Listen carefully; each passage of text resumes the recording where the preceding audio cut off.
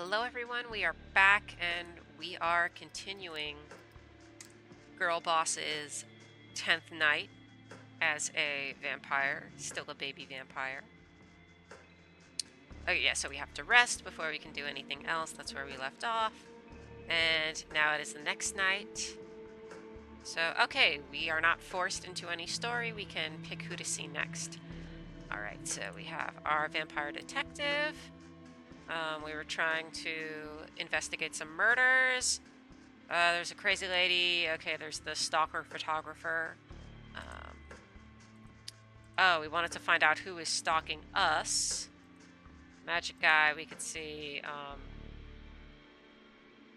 Maybe let's see, I don't know, the weirdo philosopher guy again, who's all like, philosophical. You've started to look at churches differently since your last encounter. Start over. You've started to look at churches differently since your last encounter with Benoit. You're not sure what happened inside, but it was unavoidably real. You felt it. When Benoit mentioned that being in the presence of Father Anthony's faith would eventually kill someone like you, an undead being, you believed him. It doesn't seem to be very common, though. In New York, you pass thousands of people every night, and none of them have made you feel so afraid and insignificant. If you were to encounter someone like Father Anthony in the subway or a nightclub, you would know. There are many churches in the 5 boroughs, and you're pretty sure most of them don't contain someone whose faith can touch you in this way. Yet you've become wary. They just might. Still, tonight the cathedral looks as before, a striking landmark acting as a symbol of faith for people who have no idea that vampires exist in their midst. For them, questions of faith and myth are theoretical or philosophical. For you, those same questions suddenly define the meaning of your new existence. You sneak into the cathedral like an old hand, as if going to church had been a regular part of your life. Inside, the cathedral is almost deserted. You're not sure if you'll be meeting Benoit alone. The idea of feeling Father Anthony's faith on your undead flesh freezes you with terror. Benoit is waiting for you in the front pews of the cathedral in the exact same spot where you saw Father Anthony. Worried, you approach, but you don't feel the touch of faith that shook you before. Benoit nods as you sit next to him in the pew. Aren't you worried? I have so many questions. Many kindred wonder what we are. I'm just going to say I have so many questions. I thought a lot about our last meeting. There are so many questions, and I'm not sure where I can find the answers. I can tell you some things, but you'll grow dissatisfied with me and want to find answers of your own. That quest will never end. You've had some time to think. I'm guessing you found the touch of Father Anthony's faith hard to ignore. For most people, God's presence is a question of faith. When I talk with Father Anthony, it feels like... Why are you talking with him? Oh, okay, I guess you really want to know what's up, even if it hurts to do so. Benoit is fervent, intense as he speaks. It's clear these questions have consumed his existence. Perhaps they'll consume yours, too. I can't stop thinking about divine purpose. This is kindred culture. What does the Camarilla believe? Yeah, I'll ask what the Camarilla believes. The old ones. It's true the elders are not always so good at teaching their childer, I guess. Maybe the Camarilla would function better if we all knew these stories.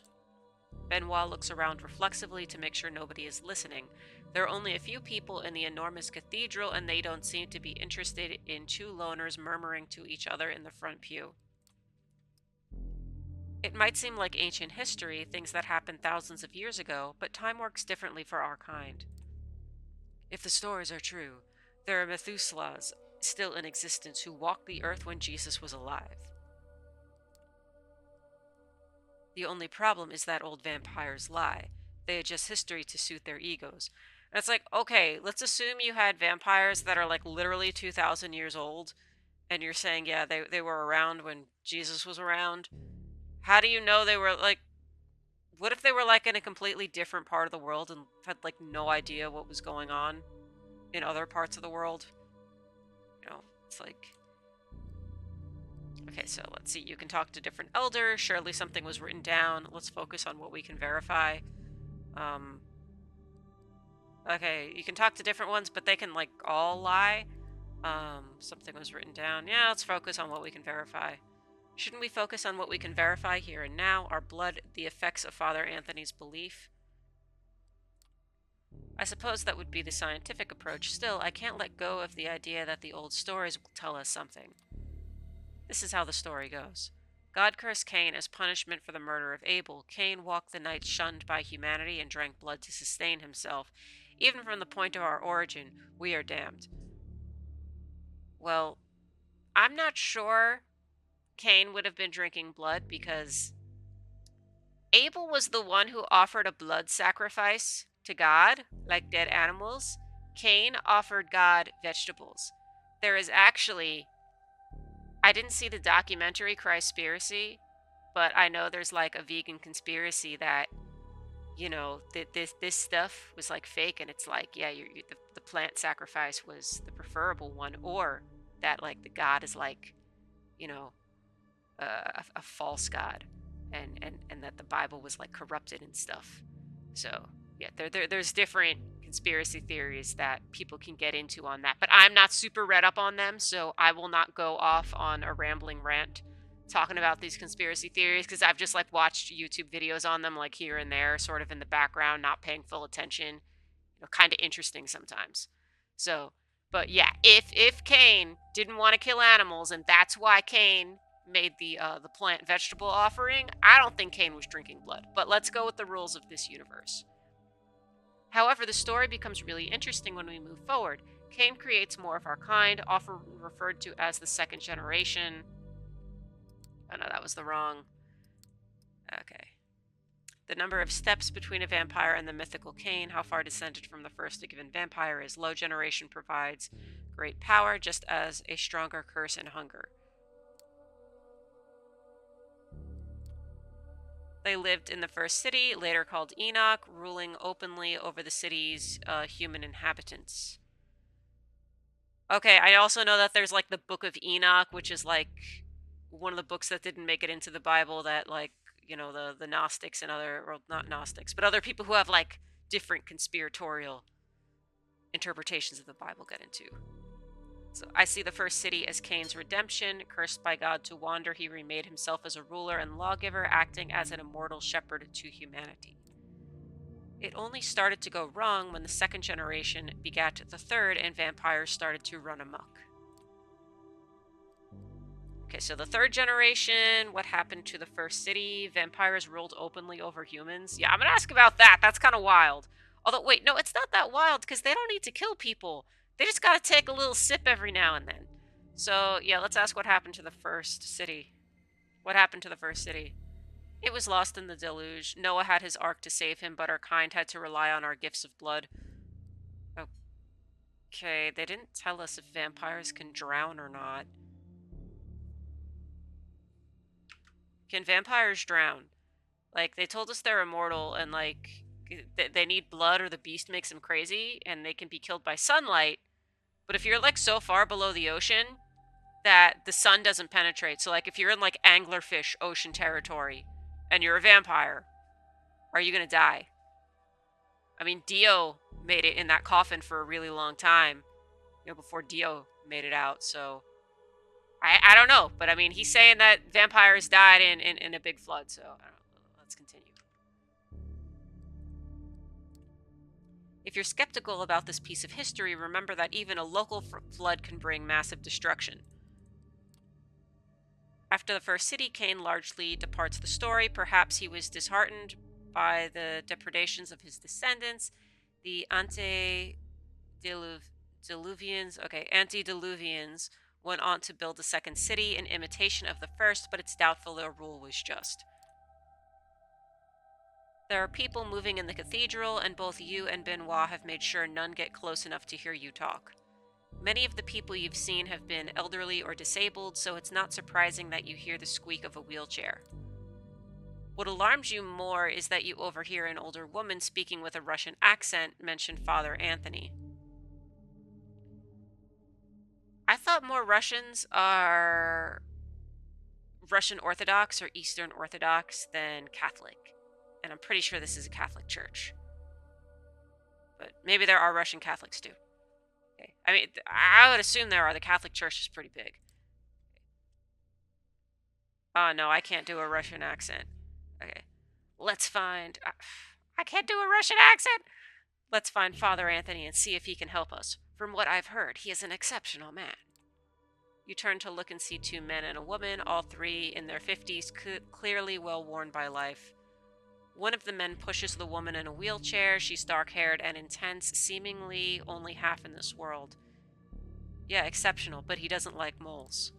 The speaker is shorter of the men, more animated and worried. He is probably a strong man in his youth, perhaps even an athlete. His voice carries a Midwestern accent.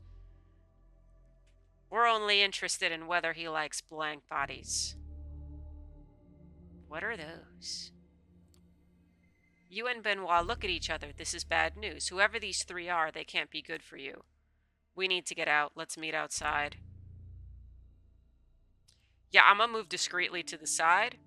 You better not call attention to yourself. You decide to move to the side of the cathedral and pretend to pray at an altar.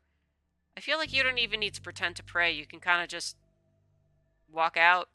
Maybe put a little coin in one of, like, you know, the little candle things you can light.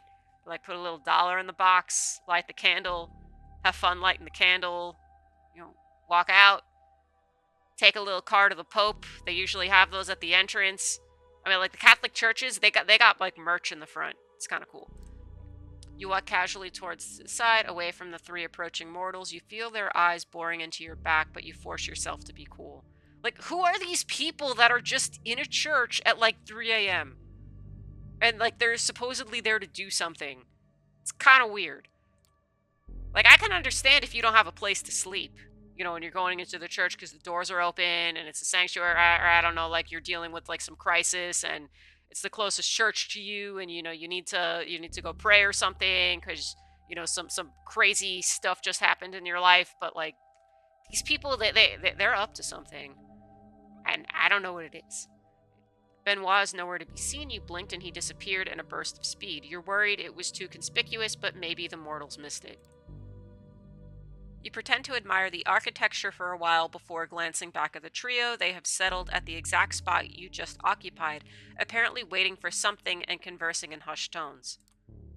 Once you're sure their attention is elsewhere, you start walking briskly down the side aisle towards the exit. That was a close call. Who were those three? F you, Benoit. You were quite fast. Yeah, F you, bro! First time I meet you and there's the priest, now we almost get busted by whoever those three were. I'm off. Before Benoit has time to answer, you start walking down the street. Whatever the real truths behind vampires and faith may be, they clearly bring too much trouble with them. Benoit calls after you. Please, this wasn't my intention. Come back. Fine. I'll hear what you have to say. You're pretty sure Benoit is sincere in not wanting you to get killed. He just wants someone to talk to. You let him catch up to you. For a second, Benoit looks at you as if he was wondering whether he should say something. You should, bro. There's one thing I've always wondered about the story of Cain. The traditions of the Camarilla put a lot of faith in the relationship between sire and child.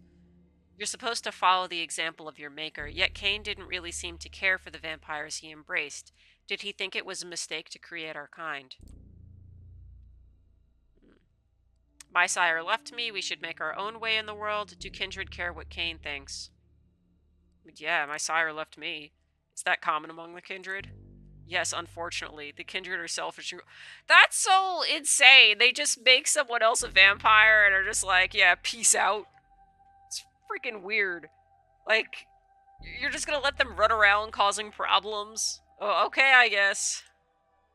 You know, I'm Sophie's child and you're her protege. Oh, Sophie turned this dude? I wonder. Okay, you know what? He looks like an artsy dude. Okay. He looks like an artsy dude, and she said she was in the artsy clan. Okay, you're her protege. It's amazing that we share an appreciation for the mythologies of our kind, considering Sophie has little interest in questions of the spirit. I wonder how old this dude is. Like, how long did Sophie have him doing stuff? You stare at Benoit. You knew there was something he wasn't telling you, but in all the talk about Cain in the first city, you forgot about it. Now the only question is, what does this mean? Does Sophie know that her child is talking to you? Probably not. Don't hold it against me, but I admit finding some pleasure in seeing you suffer the effects of Father Anthony's faith. I suppose that's the demon in me. Asshole. Yeah, that's not cool, bro. Yeah, F you, that was not okay. Do that again and I'll make sure you regret it. You'll get over it. You know, we should meet again. We've talked so much about myth, but maybe that's cowardly when the reality of faith is right in front of us. I'll introduce you to Father Anthony. You nod, unsure whether that's a good idea. Benoit walks away, and you follow his example, not wanting to hang around the cathedral any longer.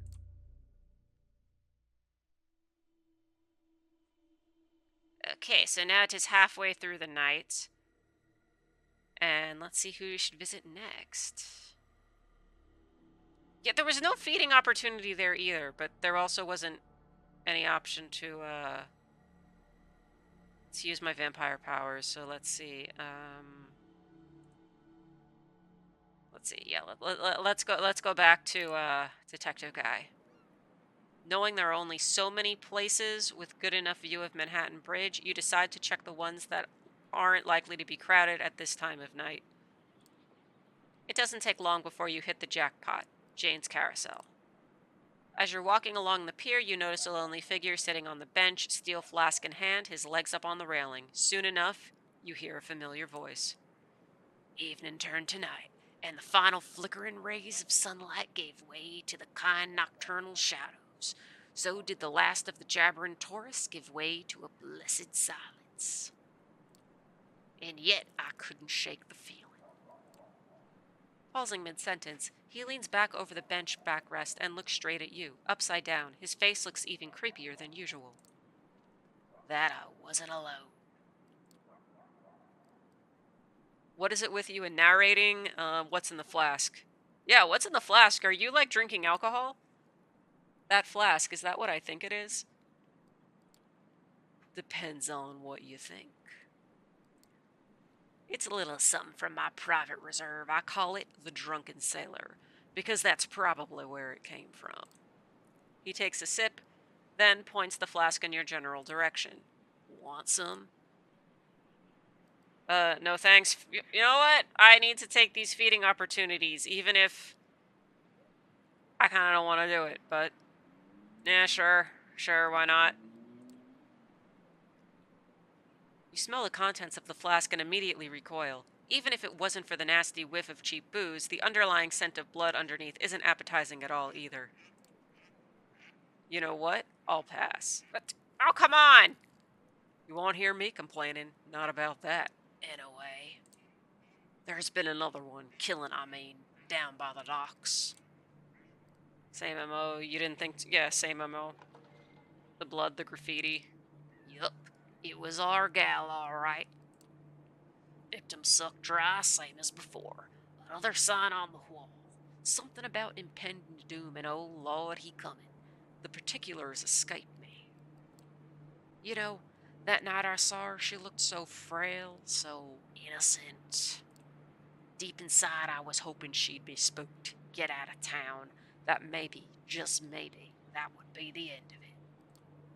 But that's me, you know, hopelessly optimistic. You know why she's doing it, so what's the plan? Any idea where she is? Yeah, what's the plan, bro? The plan is...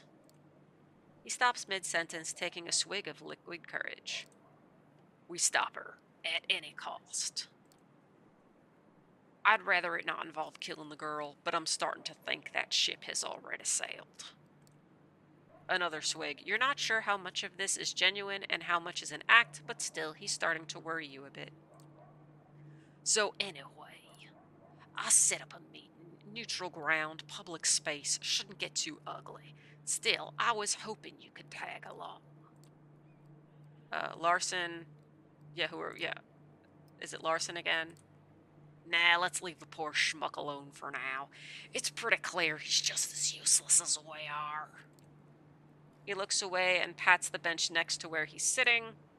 You might want to sit down for this one. Can't be that bad. Am I meeting your parents? Just fucking tell me. Yeah, am I meeting your parents? Unless you want to introduce me to your parents, I can probably handle it. Come on, who is it? Oh, that crazy lady. Okay. Probably your ex-girlfriend. At least that's the assumption I'm making.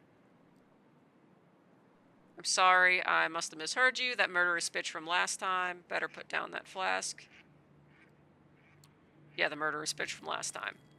Likes to choke people out for the fuck of it, Valerie? That Valerie? You ever notice that if you repeat a word enough times, it just starts to sound like animal noises? But yeah, that Valerie. I know you two didn't exactly hit it off, but she's not as bad as you might think. I mean, in some respects, she's probably worse, but she can be reasoned with. Once again, he goes for the flask, but stops himself mid-motion.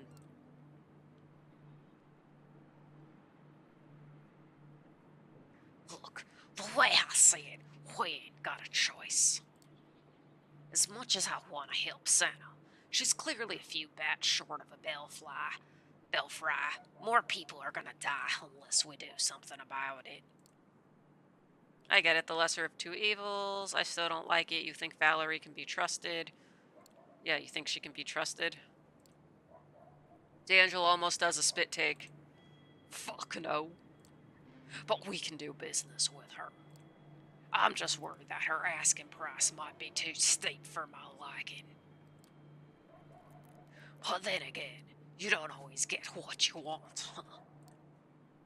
Noticeably proud of his words of wisdom, he tries to top him off with one last swig. A single drop falls between his crooked teeth.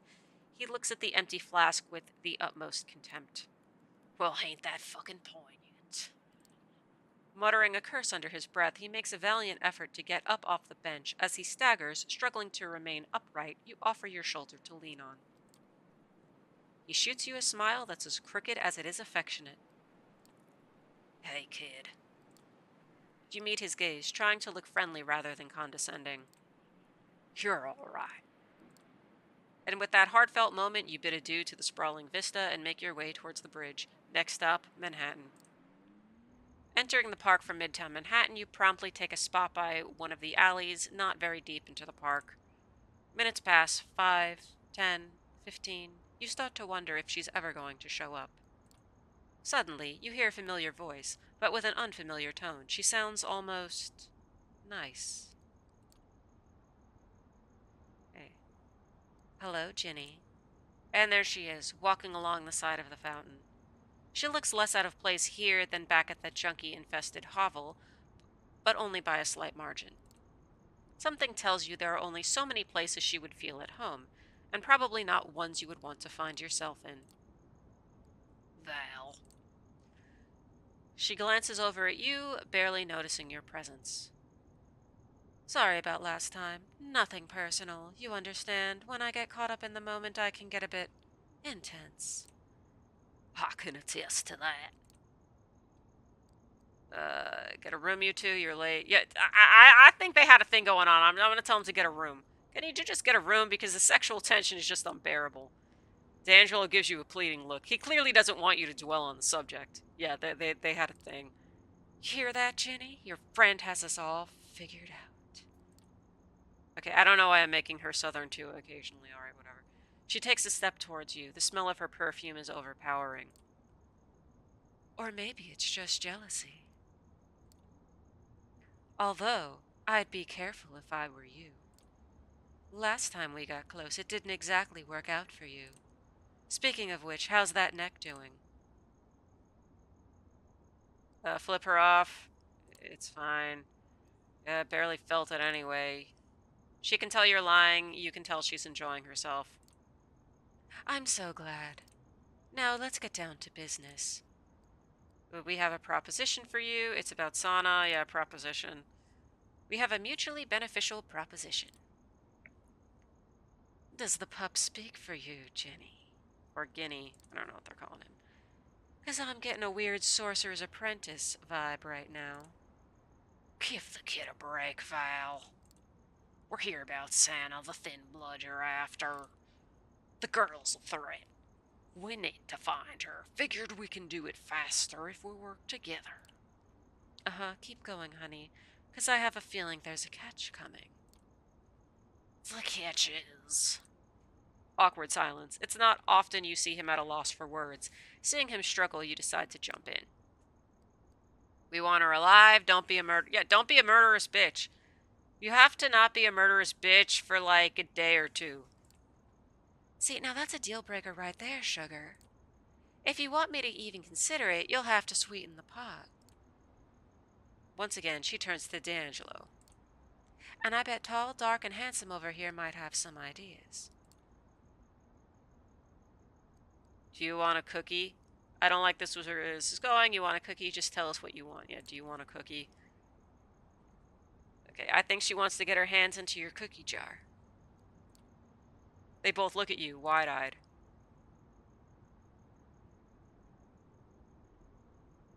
Okay. No, I didn't mean that. That didn't come out right. Yeah, that didn't. Okay, oh god, that didn't come out right. I mean, literally not. Wait, what were we talking about? D'Angelo rolls his eyes hard. She wants a higher profile target to show off to the prince what a good little scourge she is. That's all you care about nowadays, huh? Playing the game, climbing the ranks. A smile creeps onto her lips. You can tell it's forced. D'Angelo definitely knows how to get under her skin. That's my Jenny, big old brain and a heart to match. Once again, she turns to you. I knew right away he'd try to help this girl. He does love him a damsel in distress. But you, I'm still not sure what your angle is. It's the right thing to do, same as you. Advancement. What do you care? It's advancement. Killing humans threatens the Masquerade. Putting a stop to it is bound to turn a couple of heads. So you're not a hopeless romantic like some of us here? Good to know, in case you ever get in my way. So there, you know my terms. Contact me when you've made up your mind. Don't take too long, though. I'm a lucky girl. I might just find your little thin blood on my own. Still, I hope we can work together. We did make a good team back in the day, didn't we? Slowly, seductively, she puts her arm around his shoulders. She glances over to you, clearly enjoying how awkward it makes you feel. I mean, isn't this just typical horny vampires? Okay, now it's just getting creepy. You have a thing for the Nosferatu. D, you have some explaining to do. Yeah, you have a thing. You really do have a thing for the hidden, don't you? My things are none of your concern, sugar. Anyway. Withdrawing from the strange half-embrace, she flicks D'Angelo's nose gently with her index finger. Almost instantly, she turns from flirtatious to dispassionate. However this plays out, I have a feeling we'll meet again. Sooner than later. Until then. Without sparing you another glance, she disappears down an unlit park alley. D'Angelo watches her go. The look on his face, a mixture of longing and guilt, is borderline comical. Finally, he turns back towards you, as if breaking some spell he was under. Well, that could have gone a lot worse. What just happened? A higher profile target? Yeah, were you guys a thing? Okay, I have to ask, did you and she ever... Nope. Not going there. Val and I, we got some history. Some of it good, some of it bad. Let's just leave it at that. And kid, don't be fooled. Val likes to play around, but she will rip your fucking guts out and stuff them up your ass if it means she can get what she wants. And right now, she wants me to give her Larson. Why does she want Larson? He's a promotion, remember? A weak one. But still, for a scourge, he's much more valuable target than some no-name Duskborn. And it just so happens that a certain someone might have some dirt on him. He squints, rubbing the bridge of his nose. Fuck it, I'm heading back to the office. Need to put my feet up, get some blood flowing to the old noggin. You coming? You nod, why the hell not, and so you make your way towards Fifth Avenue. You've got a long way ahead of you and a lot of stuff to figure out. Although it's not your first visit, you find it... Although it's not your first visit, you still find it hard to navigate the dark, rust-ridden corners of the grain terminal. Luckily, this time you're with someone who could probably do this blindfolded, so you just follow his lead. And you're both climbing the rickety stairs leading to the mezzanine. You suddenly notice light coming from D'Angelo's office. A quick look assures you that no, he did not, in fact, leave it on. You bust through the door like undead Tango and Hooch, or was that Turner and Cash? Okay. Ready to unleash holy fury on the intruders, you half expect an Anarch death squad or an SI hunting party. Instead, you get Larson, who nearly falls out of the chair when you two bust in. Yo, what are you doing here? Yeah, Larson, what the hell are you doing here? What does it look like I'm doing? I'm waiting for you two bozos to show up. Seemingly both intrigued and irritated by the surprise visit, D'Angelo walks over to a cabinet and pulls out a fresh cigar. And now that the clowns have arrived, does His Highness mind telling us what brings him to our Maris Circus tent? Her. He points at a tiny shadow cowering in the corner of the room. To your astonishment, it turns out to be a very familiar face. The blood. No, not again. Please. Where'd you find her? Outside my front door. She must have heard me, found out where I lived. It's not uncommon knowledge among the Duskborn. She probably figured I could help, but honestly, I have no idea what to do with her. I mean, I should turn her into Prince, but that's just another strike against my people. Then again, I can't just set her loose, not after what she did. Fuck, D'Angelo. You can tell that I'm desperate if my first instinct was to come to you. Now, Larson, I would attribute that decision to what's left of your common sense. He leans over to you. Hey, kid, I think we should call it a night. Just give me some time to talk to the girl. Maybe I'll get through to her somehow. The sign, it's always there. Though I ain't holding my breath. Honestly, you're glad to leave him to it. Spending the night in a small room with a tiny serial killer somehow doesn't seem too appealing. Still, you're hoping D'Angelo will be alright. He's got some tough choices ahead of him.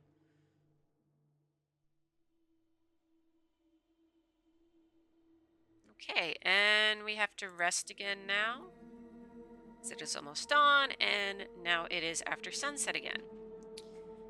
Okay, so we can pick more people to go return to. Yeah, let's go do this first. I'm curious what's going on with, Although it does hurt my throat a little bit to be doing the voices. I like doing the voices. Yeah, let's just continue. I have a beverage. I will get through this. As you make your way up the stairs, you notice that D'Angelo's office is surprisingly quiet. You were half expecting something akin to a scene from The Exorcist, with Santa belching out curses and your companion sprinkling her with, well, whatever it is vampires use for holy water. Wouldn't they use holy water as holy water? I know they said it's like faith more so than religious symbols, but like, if Father Anthony is the one who makes the holy water by blessing it, does the holy water work better? Will it have an effect because of him? We can go back to church after this. What you witness instead as you open the door is the picture of Serenity. The girl, although still curled up in the corner, is sitting calmly with her eyes fixed on the pages of some pulpy detective novel. She doesn't even register your presence. Sitting behind his desk, D'Angelo seems to be looking over some files, puffing on his usual brand of cigar. Seeing no trace of Larson, you assume he must have gone back to his family. Noticing your presence, the vampire detective leans back in his chair and gives you a tired look. Hey there, kid. Glad you could make it. Oh, I wouldn't miss it for the world. Any luck with Sana? Is she actually reading it? Any luck with her? You managed to get anything out of her? Same old, mumble, ominous non sequitur. But I do know one thing. She might not be all there. He pats himself on the forehead in an utterly unnecessary attempt to illustrate the point. But she's not all gone, either. I think there's still some hope for this girl. Anyway, I've been going over the case files, mulling over our options. Surprise, surprise, they all suck dunk a dick. No matter how we go about this, someone gets fucked over. Her, Larson, us. We have case files? Hey, say what you will about me, but I take my work seriously. And as my faithful assistant, you should too. So, here's what we can do. 1. We'll grab Sana and take her to Elysium and make a case for her to Prince Panhard. 2. We get Valerie to back off by feeding her the dirt I got on Larson. 3. We try to get Sana out of the city. Come on, kid, I can hear them thoughts bouncing around your head from over here. Out with it.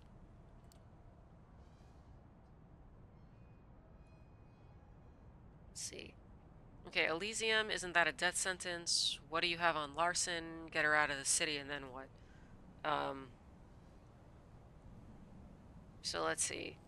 I'm most curious as to what he has on Larson. Okay, wait, no, okay. I thought I froze for a second. What kind of dirt do you have on Larson anyway? Must be some serious shit. Oh, it is. A few years back, the Second Inquisition led a coordinated assault on New York kindred. Operation Lights Out, they called it. Nasty fucking business that was. A lot of good vampires died. Some of them I knew personally. Larson was one of the Inquisition's first targets, but when they got to him, he managed to convince them to spare his life. Yo, is he a rat? Is this dude a rat? In exchange, he fed them info on a fellow Camarilla member, one Nicky the Chop. Suffice it to say, Nicky didn't make it through the night. Yo! Wait, I have a... Yeah, okay. Dude is a traitor! Dude is a rat! He's a rat! Yo, Larson's a rat. I'm gonna call him Rat when we see him now. Dude's a rat. Okay. Actually, I don't know. That's kind of insulting to rats. I don't know if rats would betray their own kind like that. Like actual rats. They're cute and furry. Okay, get her out of the city, and then what? Elysium is... Yeah, what do we do if we get her out of the city? Assuming we can get her out of the city, what makes you think she won't kill again? Hey, I ain't just gonna let her loose in another state and forget about it. I got some people up north, people I can trust. They might be able to help her. At the very least, keep her safe and make sure she doesn't do anything stupid. Okay, time's a wasting. What do you think we should do? You're letting me decide? Yeah, I don't think it's my choice. Way to pass the buck. You know I can't make that call. Look, kid, I've been at it all day mulling it over, and I got for my trouble was a splitting headache. I just don't know anymore. All I'm asking for is your honest opinion. Just pick one and make a case. Convince me it's the right thing to do, or the least wrong, at least. So one more thing. Bring the girl to Elysium, trade her life for Larson's, or sneak her out of town. Which one would you go with?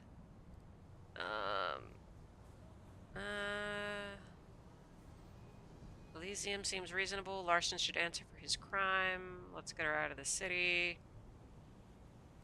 Man, I don't know. This is a tough choice. I gotta think about this for a minute.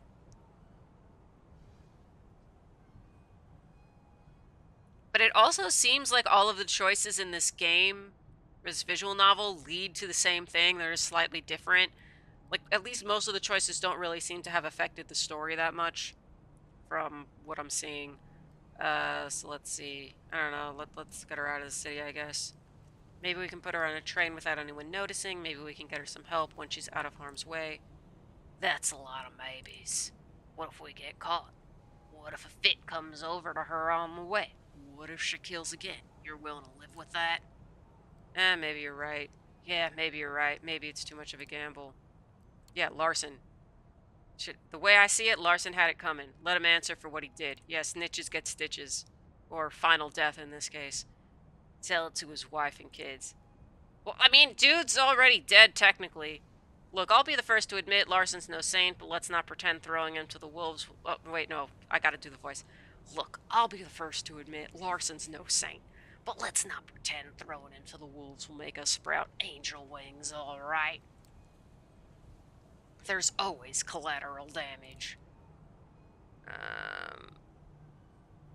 Maybe you're right. They shouldn't pay for his sins. Let's see what he says to Elysium. Oh, I guess I am gonna have to take... Seems like the most reasonable thing to do. And the cruelest.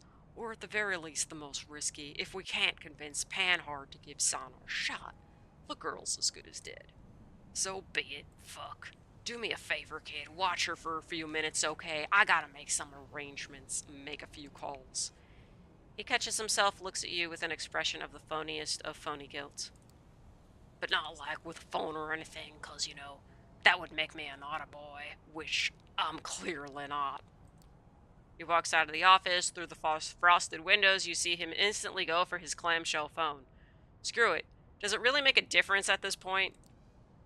You turn to the girl who still has her nose in the book. You like the book? So is that book any good? I don't usually go for this sort of stuff. It just leaves me cold. She looks up from the book and her eyes glaze over. Cold. A shiver runs down your spine. You decide it's best to leave her to her reading and spend the next few minutes in complete silence. Finally, D'Angelo staggers back into the room. All right. I called a friend of mine who works at the art hall. She says the prince is there right now in her private quarters. We'll just have to figure out a way to get an audience. He walks over to Sana and crouches beside her. Speaking softly, he takes the book out of her hands and gently strokes her head. Hey, darling, I need you to listen very carefully. We're gonna go on a little trip, okay? You need to stay quiet and stay close to me. Can you do that? Stay close to D'Angelo. She squints, trying her best to concentrate. D and Jello. Close enough. Something akin to a smile creeps onto her face. It's as close to happy as you've seen her. Gift, not hurt. D'Angelo returns her smile. You're welcome. He turns to you, putting his serious face back on. He nods. Looks like it's go time. The art hall welcomes you with all its usual weirdness and grotesqueries masquerading as contemporary art. Right now, however, art is the last thing on your mind. As the three of you make your way through the crowd of usual suspects, D'Angelo gestures towards a lone figure standing in the corner. To your surprise, it turns out to be Sophie. As you approach, she raises an eyebrow, taking an especially long look at Sana.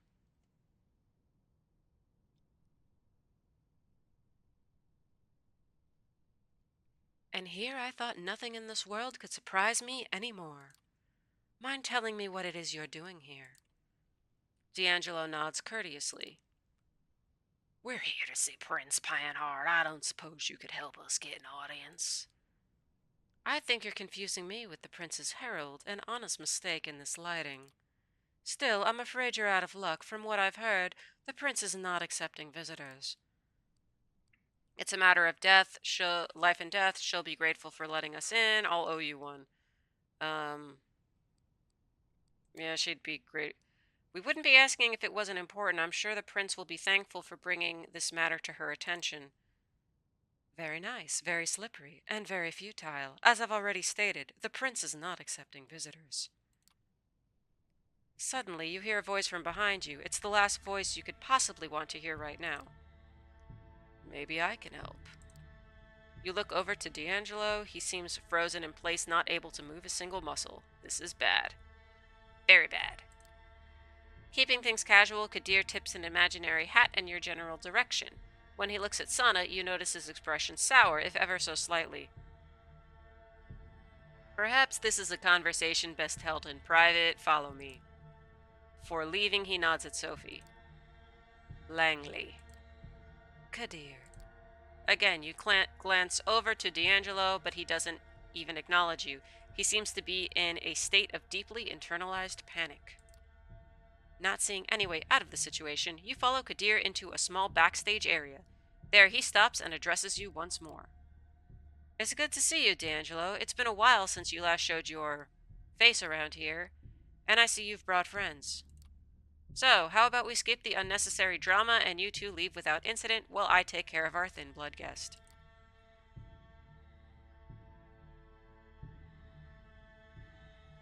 Let's see. She can be helped. It's not her fault. She can be helped. It's not her fault she's insane. You've got her confused with someone. Yeah, she can be helped. You don't have to do this. She can still be helped. Maybe, maybe not.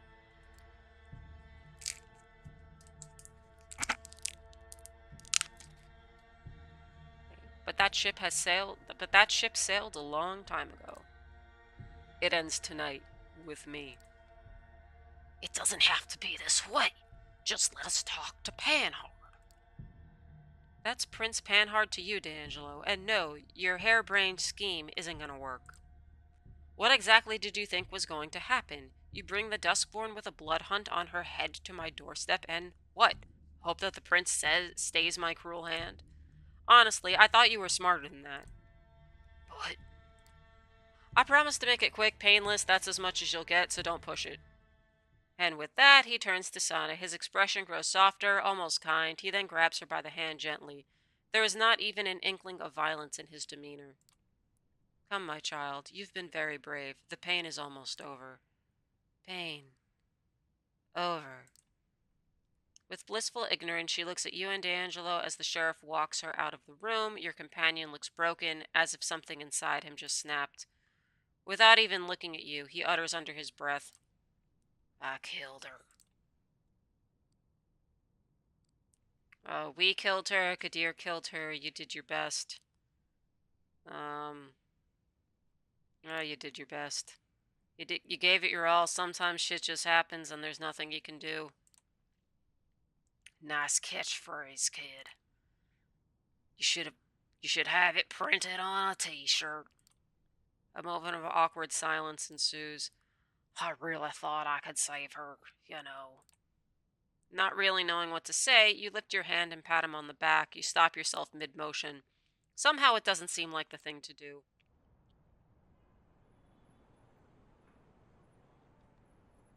You leave the art gallery and head back to Red Hook.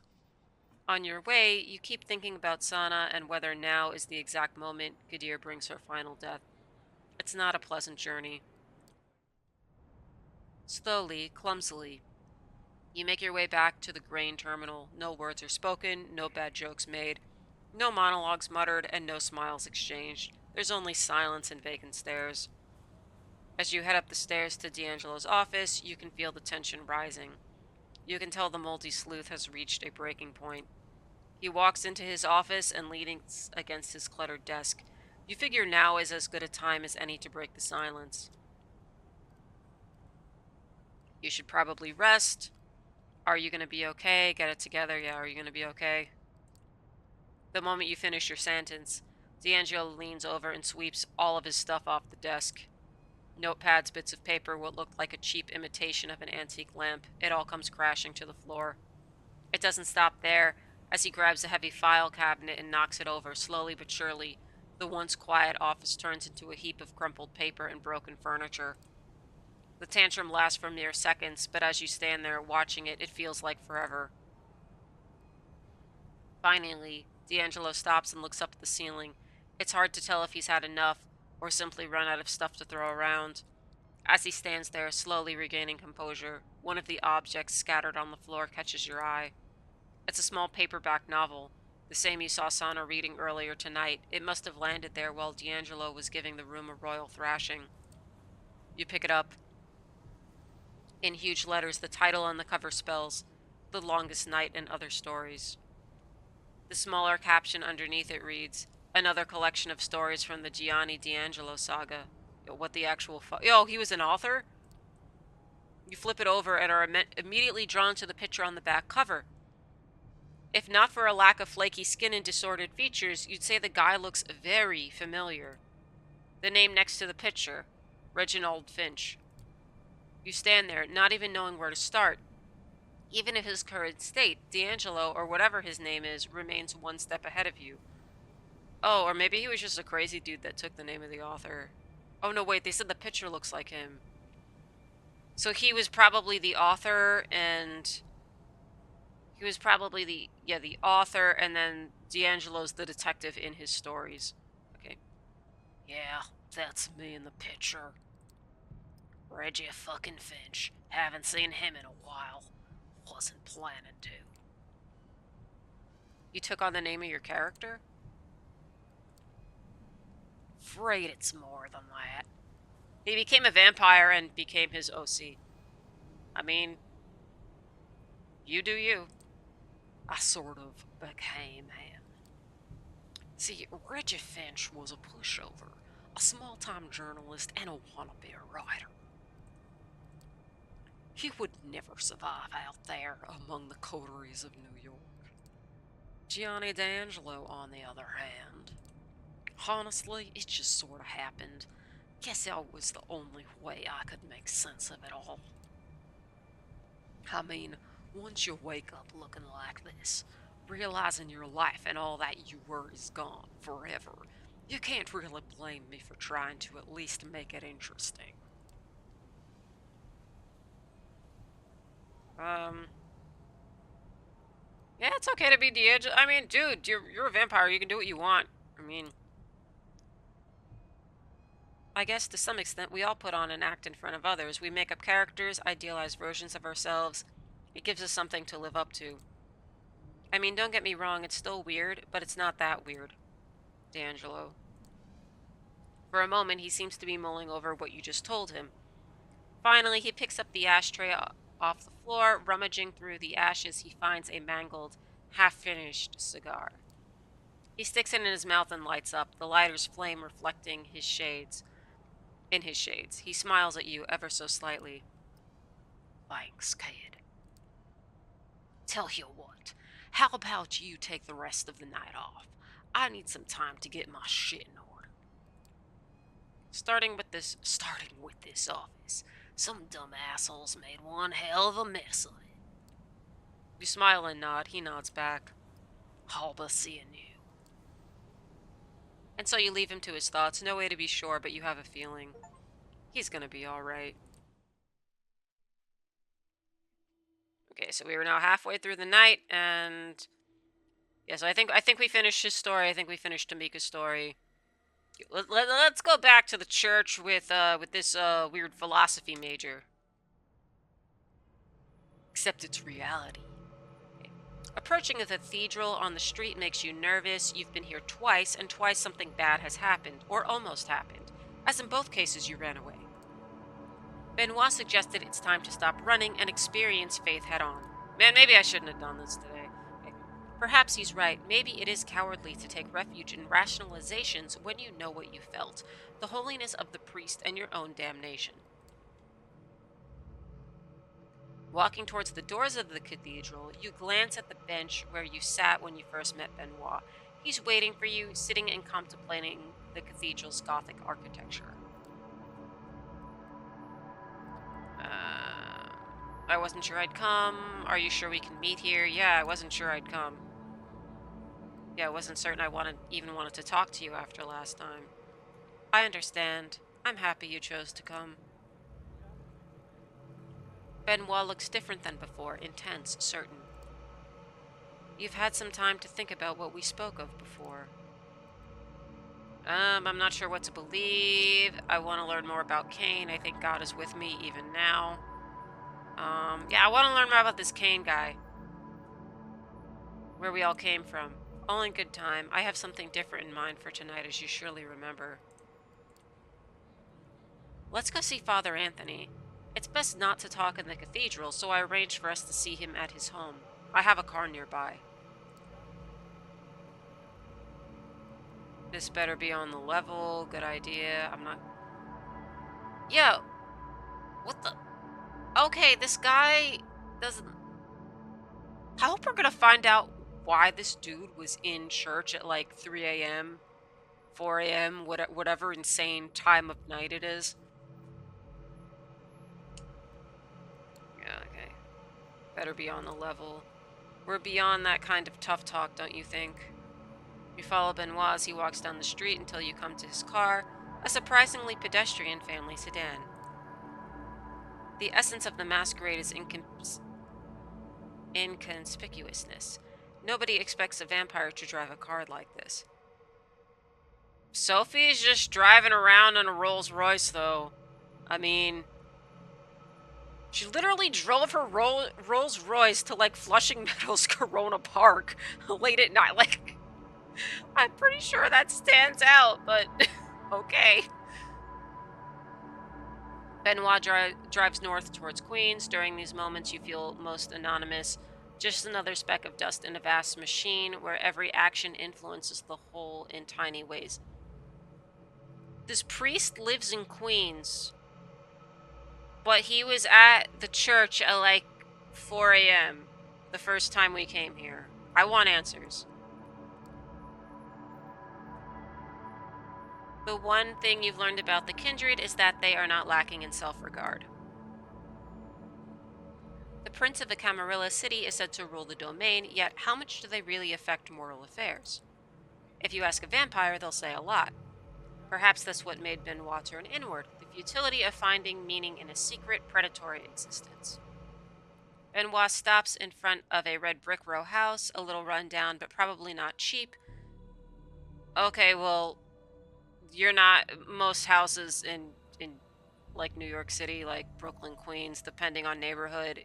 If the house is like in a really bad neighborhood and like messed up and like needs a ton of repairs, I was looking at home prices. Like you could maybe find something around 400,000, but that's going to be something that's small and already messed up. Just looking at like what this looks like, and like I'm assuming this is like a pretty nice neighborhood, that's like at least 800,000. Yeah, at least 800,000, around that amount. Okay, Benoit notices your interest. Father Anthony comes from an old New York family. He inherited the house. When I first met him, I was suspicious, so I checked up on him. Oh, and when I'm saying that they're like 800,000, which is a lot, that's like now. If you were to go back to the 90s, like middle class people could afford stuff like this. They can't anymore. I mean, like working class people, middle class people could like take out a mortgage and reasonably like afford this stuff. Okay. When I first met him, I was suspicious, so I checked up on him. Despite the way he's putting you in dangerous situations, kindred paranoia seems to come naturally to Benoit. Perhaps there's something you can learn from him. Okay, wait, the priest inherited this house, but I thought that, like, more priests than nuns, they live in church housing with, like, other people. Like, I went to Catholic school, and they said that, like, the nuns at the Catholic school, most of them, like, lived in convent arrangements. I mean, they lived in convents in different places. Like some convents would be like a house, and it would be like 3 or 4 sisters living in the house. Did he convert this into like, I don't know, the priest version of a convent? I don't know what that's called. Okay, he knows we're vampires. Does he know we're coming? Yeah, he knows we're vampires, right? Yes, he knows. He doesn't know everything I've told you about Cain and the First City and so on, but he knows we're no longer human.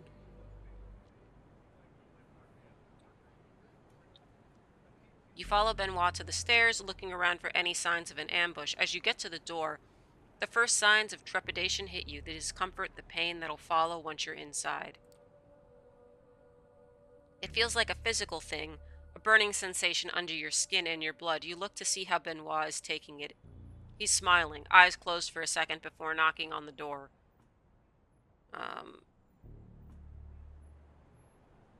Oh no, did I freeze? Okay, wait. Okay, unfrozen, unfrozen. Okay. Is Benoit a masochist? Question. Maybe we will find out. Or maybe he's just crazy. Maybe he's just a weird guy. Almost as if he's enjoying the sensation. Masochism. The door opens and you see Father Anthony's kindly face. Your body feels as if in a vice. You haven't really been bothered by hot or cold since you were embraced, but now it feels like the surface of your skin is overwhelmed with sensation. The fear and terror are paralyzing. Yes. You barely hear Benoit's whisper. Come in, you two. I might not know much, but I know enough not to do this on the porch.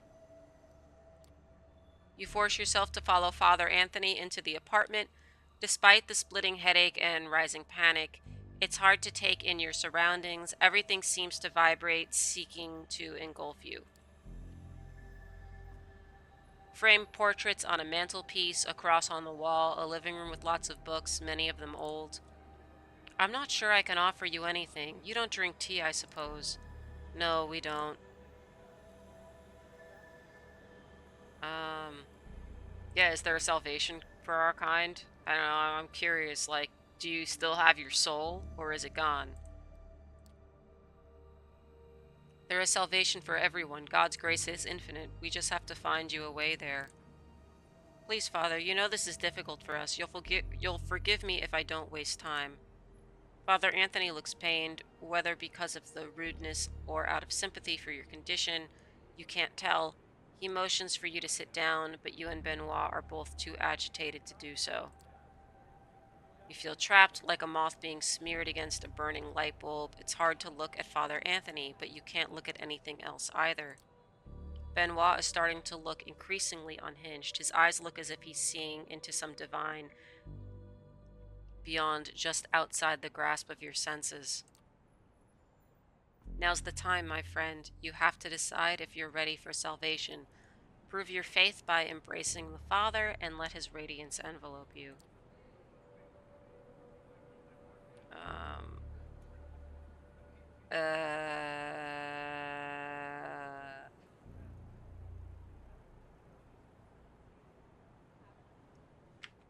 um,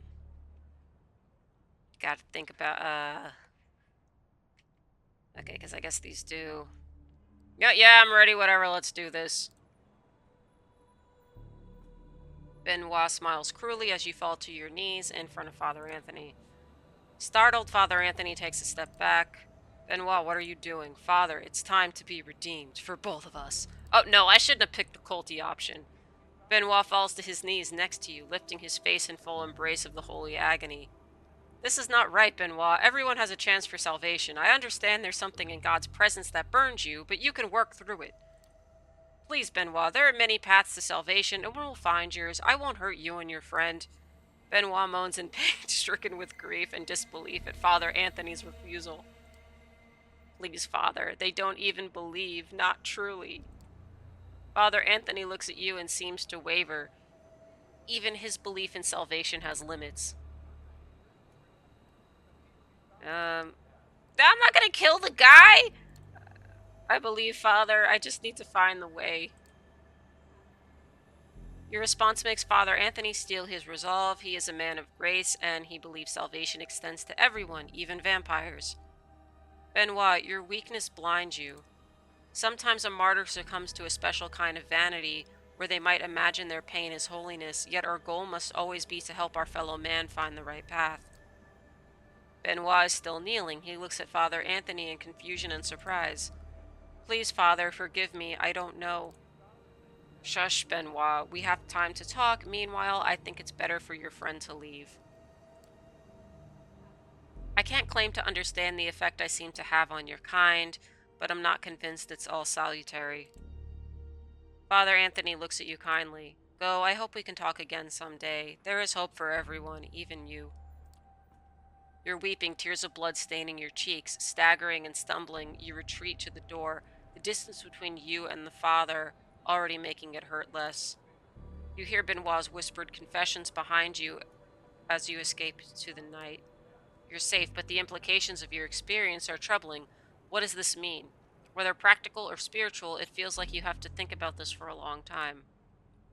You're free to return to your haven, and there is a distinct temptation to keep the events of the night to yourself, yet these events cannot be good for the Masquerade. Keep the events of the night to yourself, or go talk to Sophie. I don't think Sophie's, I'm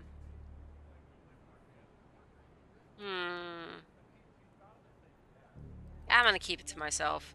Sometimes the right choice is to do nothing at all. You walk back to your haven alone as usual, among the people who crowd the New York sidewalks even at night.